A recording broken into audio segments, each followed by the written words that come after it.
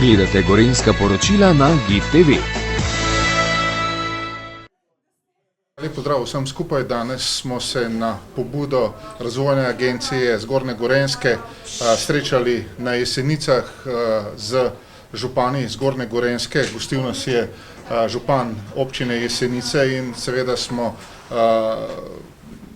se pogovarjali seveda o varnosti tako v Sloveniji kot seveda varnosti na Zgornjem Gorenjskem, tudi v duhu terorističnega dejanja, ki je bil v sosednjem Beljaku v Avstriji, in kar nekaj stvari smo danes seveda se pogovorili, tako kar se tiče same varnosti znotraj držav Evropske unije, kot seveda tudi varnosti v Sloveniji.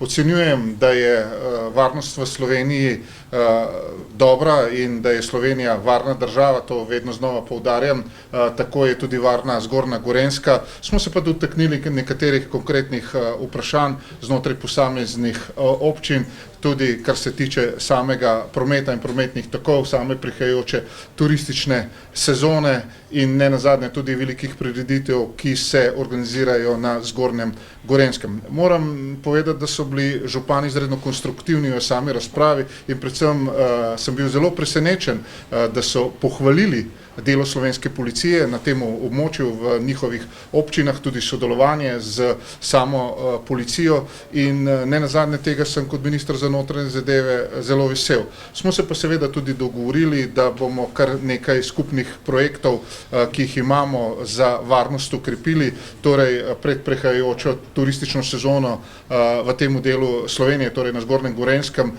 bo pripravljen še prej pripravljalni sestanek, ker se bodo seveda skupaj z policijo in pa seveda z vsemi organi, ki skrbijo za varnost in pa seveda z občinami pogovorili, kako nasloviti varnostno vprašanje pred prihajajočo turistično sezono in seveda skupno sodelovanje tudi z posameznimi pristojnostmi, ki jih imajo seveda tudi občinski redarji in pa seveda tudi druge inšpekcijske službe.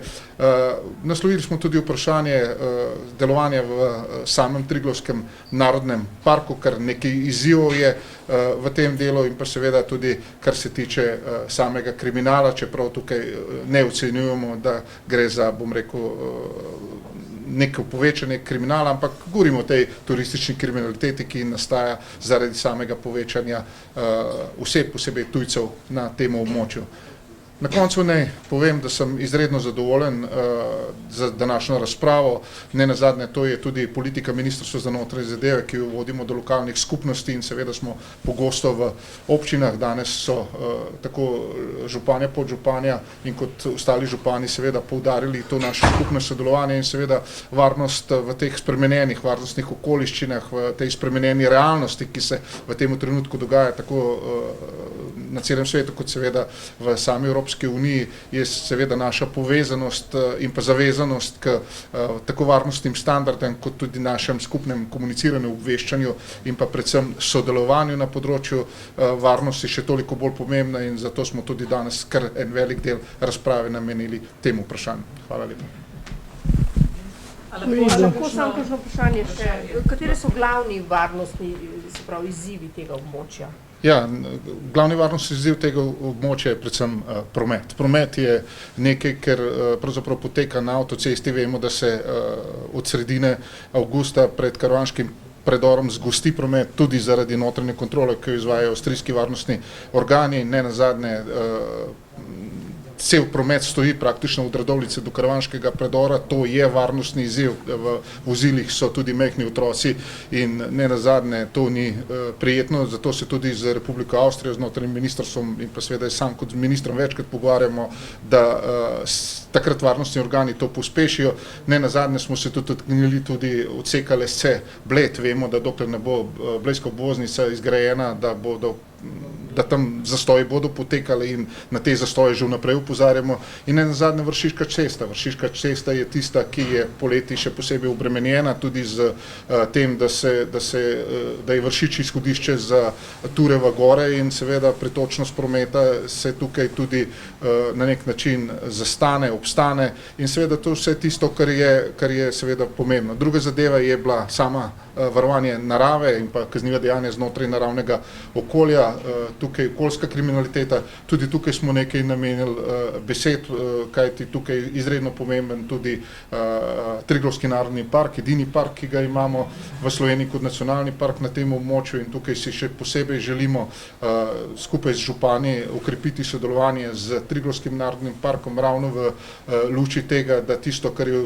prepovedano, da se tudi seveda izvaja, da vse inšpekcijske službe oziroma da vsi pristojni organi izvajajo svojo zakonodajo na tem področju in pa seveda kar velik del razprave je potekal po posameznih občinah. Vemo, da se na Bledu krši javni red in mir s strani teh mladih tujih obiskovalcev, ki prihajajo, nenazadnje podobno je tudi v Kranjski Gori, prihajajo tudi velike prireditve, kot so seveda sedaj tudi Planica, kjer bo praktično vsa Slovenija prišla navijati za Dom na Prevca in vseeno tukaj moramo kot država seveda se odzvati. Smo pa seveda predstavili tudi te protiteroristične ukrepe, ki se pravzaprav dogajajo v sosednjih državah, nenazadnje ti napadi za vozilom v množico ljudi so pravzaprav zelo pogosti in tukaj želimo tudi sodelovati z občinam, kjer bi v teh conah za pešce oziroma tam, kjer pravzaprav so tudi velike prireditve oziroma kjer imajo občine prireditve, da se omeji dostop za vozili do teh prireditvenih prostorov, da ne bi prišlo do tega fizičnega možnosti, da se z vozilom lahko približaš tem osebam. Predvsem pa smo se pogovarjali tudi o samem obveščanju policije, kako sodelovati, kako še bolj, bom rekel, imeti informacijo o nekih deviantnih pojavih, ki nastajajo v občinah in seveda to nas zavezuje, da pravzaprav sodelujemo, se poslušamo in predvsem tudi, da se slišimo, da lahko lažje ukrepamo. Turistična sezona, promet, velika težava prav na Jesenicah, kjer turisti, ki stojijo v kolonah, grejo skozi Jesenice. Lani je, morda še kakšno leto nazaj, je policija stala, usmerjala promet, ki bo naprej tudi. Seveda, policija da prepoveduje izvoz. Tukaj je treba vseeno povedati, da dokler ne bo izgrajena druga cev Karavanškega predora, da bomo imeli v teh konicah prometnih tokov sredi poletja vedno kolono pred Karavanškim predorom. Pa vendar si ne želimo, da tujci iščejo izvoze preko Jesenic, praktično zastane kompletni lokalni promet na Jesenicah, zato je tukaj policija bo seveda pripravljena in tudi kar en velik razprave danes še v to, da se pred turistično sezono sestanejo vsi varnostni deležniki skupaj s policijo v lokalnih skupnostih tudi in da se seveda potem na nek način naredi tudi načrt, kako in na kakšen način, kajti vemo, Jesenice imajo tudi bolnišnico, tukaj so tudi interventni prevozi in seveda mi življenje na Jesenicah zaradi zastoja pred Karavanškim predorom enostavno ne smemo zaustaviti in tudi, da, to je bila pobuda tudi župana občine Jesenice, da se te stvari uredijo oziroma da jih uredimo pred turistično sezono. Omenjali ste zakonodajo, probleme tudi v naravi.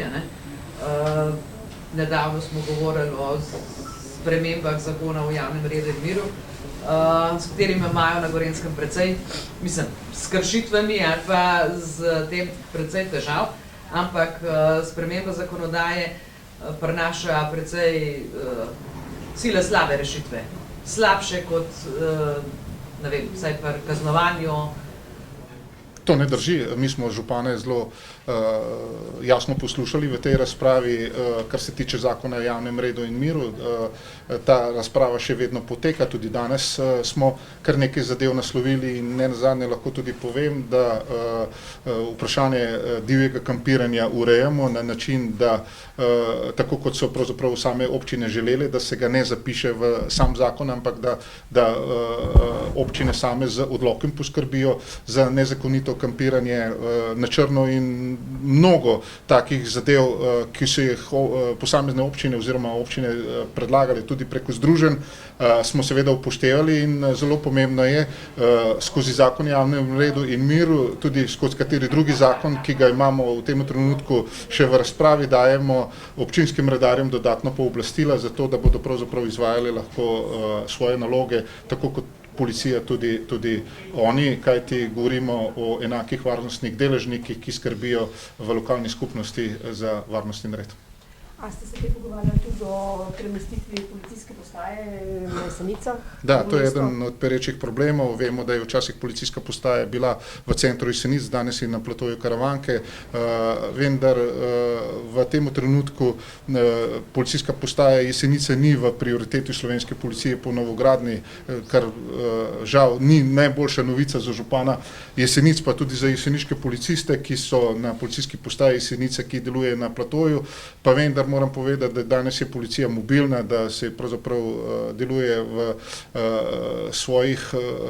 iz svojih vozil in je, bom rekel, izredno hitra in učinkovita, kar se tiče samih intervencij. Smo pa pravzaprav vseeno naslovili eno zelo pomembno vprašanje, to je video nadzor nad občinsko infrastrukturo oziroma tam, kjer je pravzaprav to potrebno, tudi iz naslova vandalizma, uničevanja občinske infrastrukture in seveda župani so nas upozorili, da je tukaj zakonodaja izredno toga in na nek način ne naslavlja več varnostnih izzivov tega časa, zato bomo tudi mi to razpravo opravili z vsemi ključnimi deležniki na tem področju. Seveda se pa župani s tem strinjajo, da videonadzorni sistem praktično daje preko celega dneva možnost vpogleda tudi v deviantne pojave znotraj občinske infrastrukture in seveda policiji veliko pomoč, kar se tiče pridobivanja dokazov. Tako da videonadzorne sisteme spodbujamo in verjamem, da bomo tudi tukaj naredili korak naprej. Kako zdaj vi sprejemate to novico, da očitno ne boste dobili policijske postaje v mesto? Žal, novica je za občino slaba.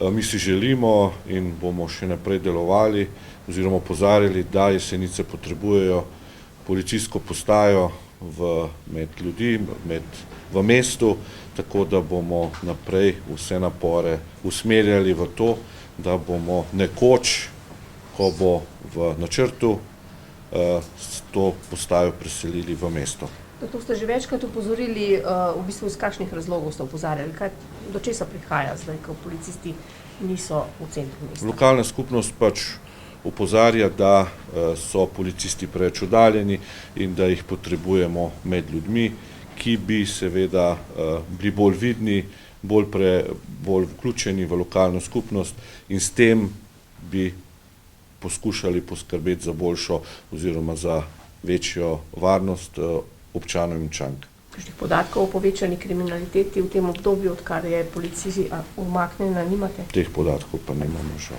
Pa pred turistično sezono, promet?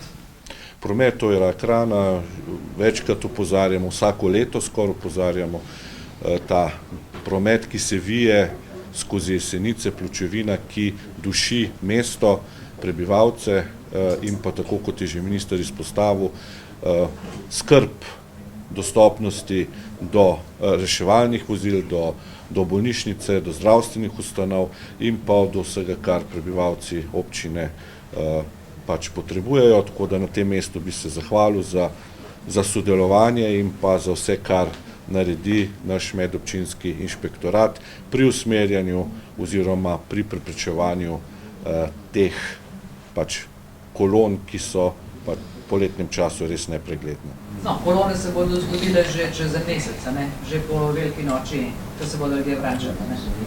Tako je. V bistvu to traja od 1. maja pa do oktobra. To traja od maja do konca oktobra, tako.